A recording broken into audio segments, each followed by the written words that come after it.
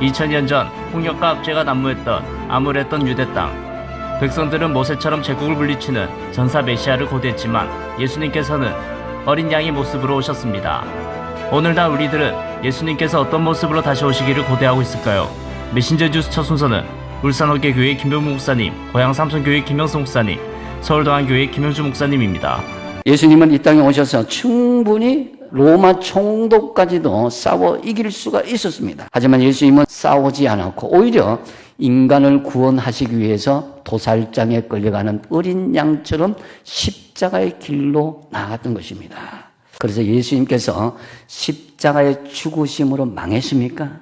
로마는 신들의 전쟁을 자주 이야기하잖아요. 그렇죠? 그래서 헬라 문화는 항상 대립과 긴장이 끊이지 않는데 팍스 로마노라고 그러죠. 이 팍스는 강대국 로마가 약한 이웃 나라를 힘으로 무력으로 강제로 정복한 이후에 이룩한 조용한 상태를 이야기하는 거예요. 내가 누구를 발발 이기고 누구와 경쟁해서 이기고 누구를 통해서 내가 더 많은 것을 취득한다. 이것은 진정한 평화가 올 수가 없는 것이죠. 예수님이 이 땅에 평강의 왕으로 오셨는데 하나님의 형상을 가진 사람들끼리 왜 전쟁을 하는 것입니까? 예수님이 당시 권력의 비호 아래 소수만이 검권을 누리고 권력을 누리면서 평화롭게 살고 다수는 굶주림과 억압에 시달리는 모습을 보시면서 내가 온 것은 바로 참된 평화, 평강을 주기 위해서 왔다. 이렇게 선포하신 것입니다. 한 가지 알아야 될 것은 여러분, 평강은 어떤 문제나 어려움이 없어야 생기는 것이 아니다라는 것입니다. 평강의 주님이 나와 가까이 있고 동행하고 있느냐에 따라서 어려움이 생기고 생기지 않는 것입니다.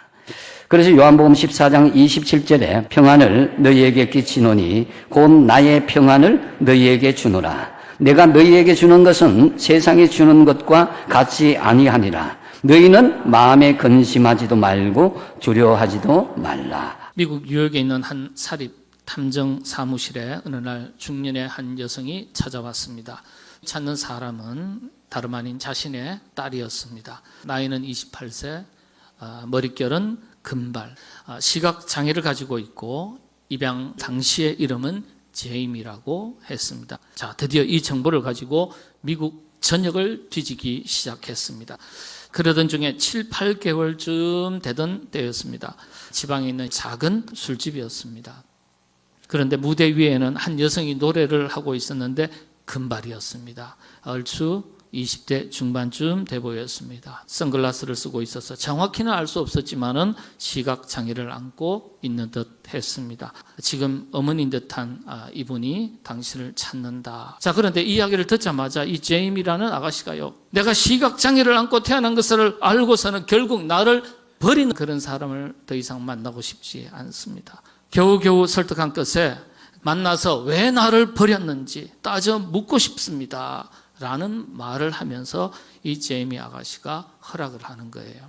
이토록 찾았던 딸을 그 어머니가 만날 수 있게 되었습니다. 그런데 그 순간 그 어머니가요, 갑자기 그 딸의 얼굴을 손으로 쓰다듬으면서 이렇게 말하는 겁니다. 어쩜 이렇게 예쁘게 자랐냐.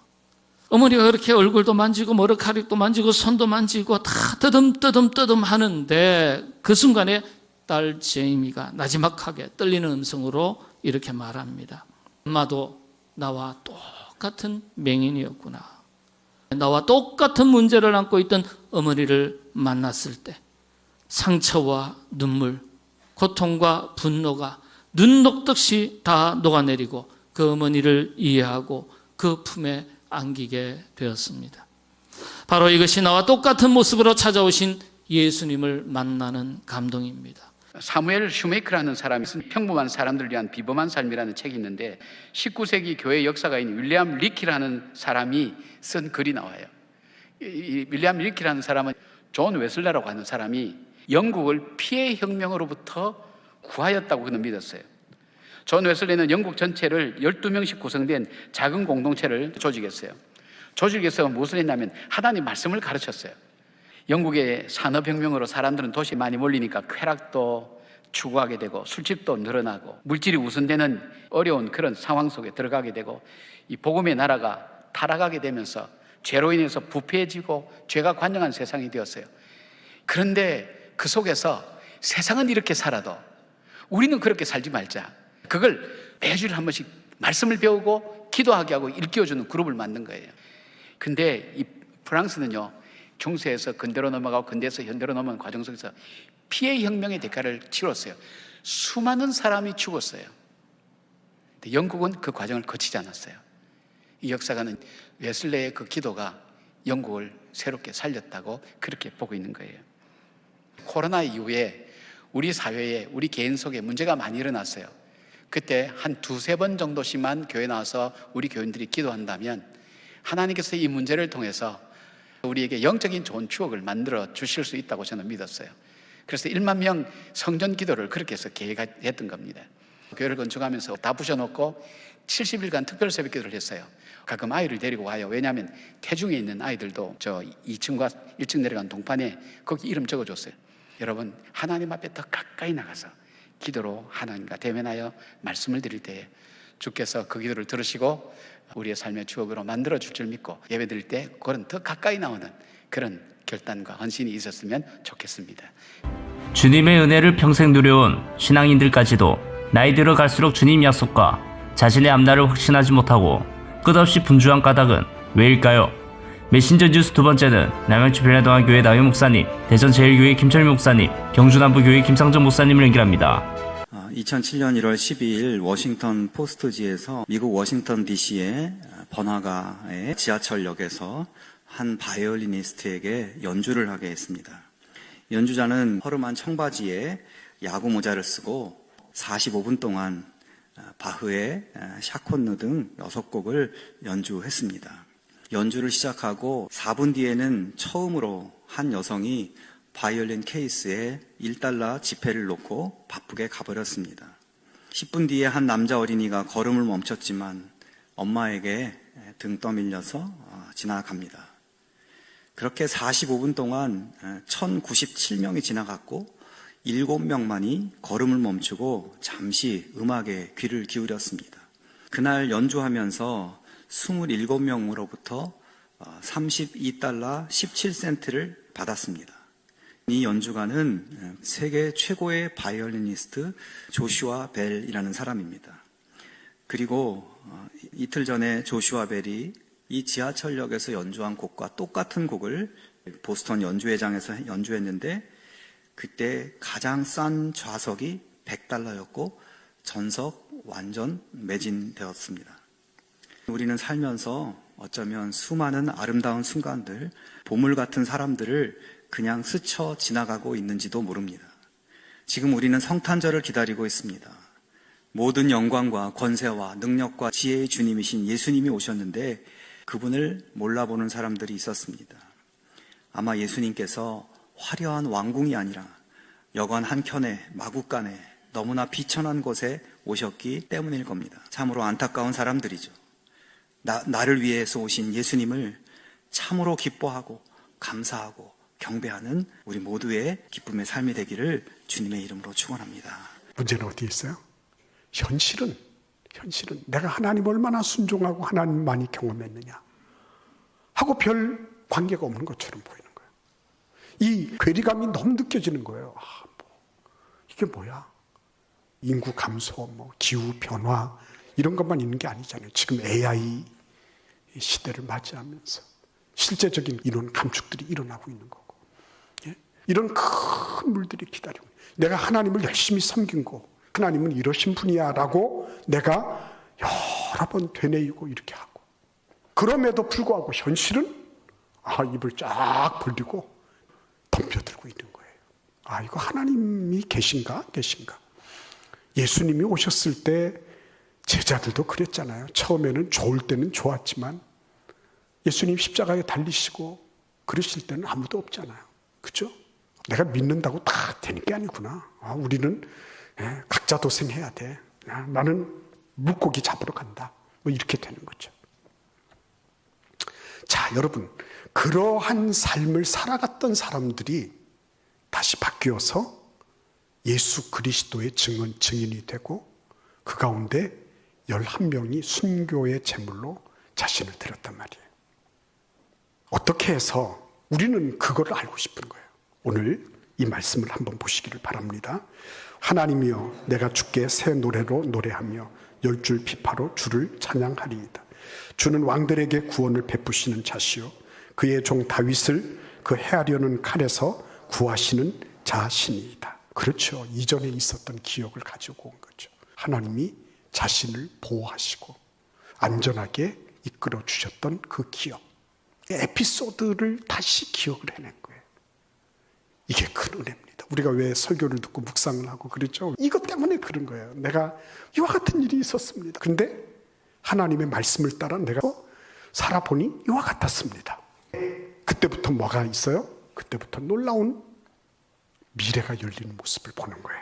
자, 마귀는 하나님의 일을 방해하기 위하여 쉬지 않고 일하는 존재입니다.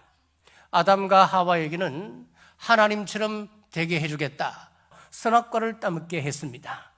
그리고 노아의 후손들에게는 하나님 없이도 스스로 높아질 수 있다, 바벨탑을 쌓게 했습니다. 오늘 우리가 사는 시대는 어떻습니까? 지금 세계는 그 어느 때보다도 통제하기 쉬운 구조로 발전했습니다. 과거에는 제국이 커질수록 통제하기가 힘들었습니다. 자, 예를 들어 알렉산더가 대제국을 건설했습니다.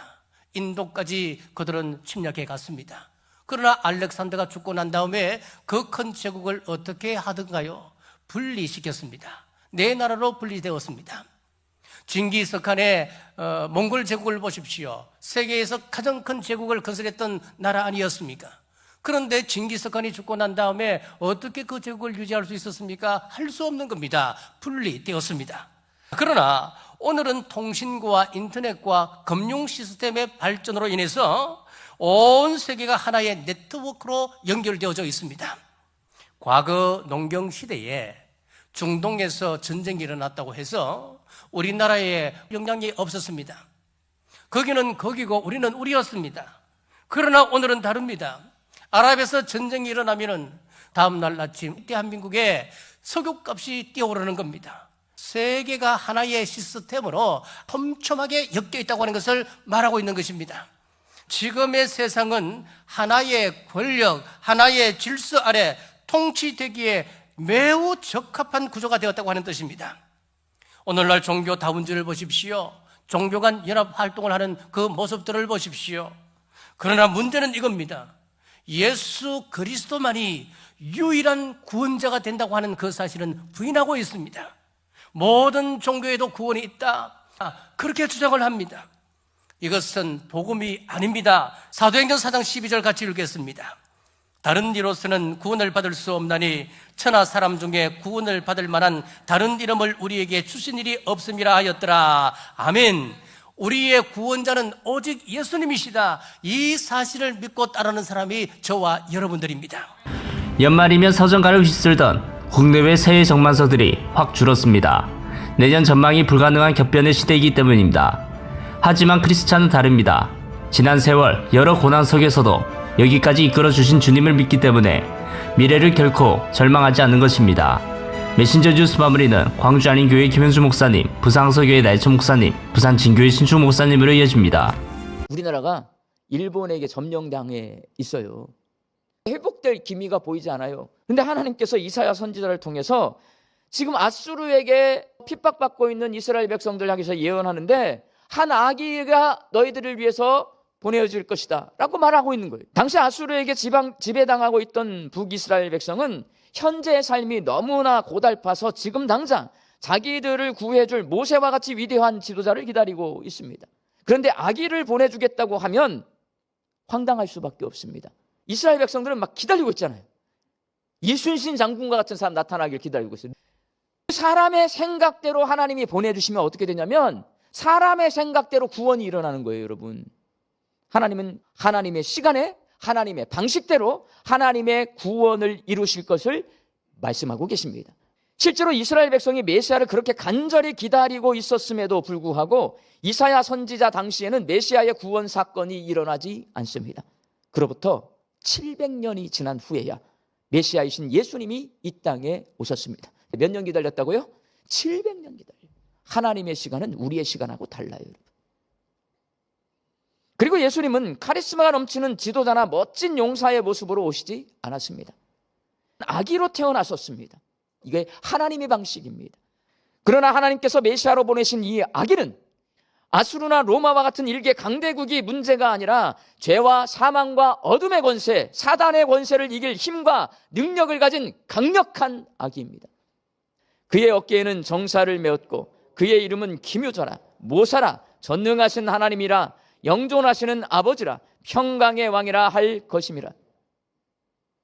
평화를 가져다 줄 평강의 왕입니다. 왕이 태어난 거예요, 여러분.